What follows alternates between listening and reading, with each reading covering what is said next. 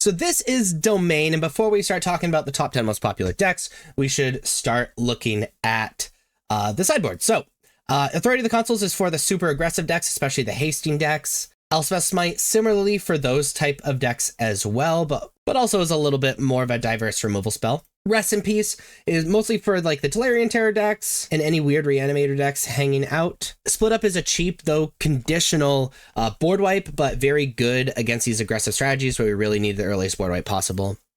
Beza is decent against mid-range, but is mostly in our deck for aggro, being able to gain life, be a blocker, and possibly produce even more blockers. Negate, again, for non-creature spells, we're talking like the Mirror Match or Control or anything like that. Obstinate Baloth is starting to be played in these Domain sideboards.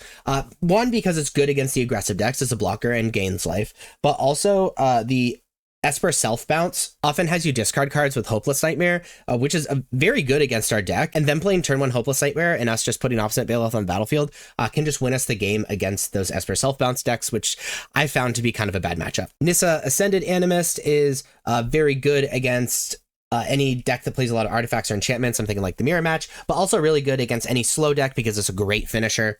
And then Doppelgang is an insane finisher for any of these slow decks.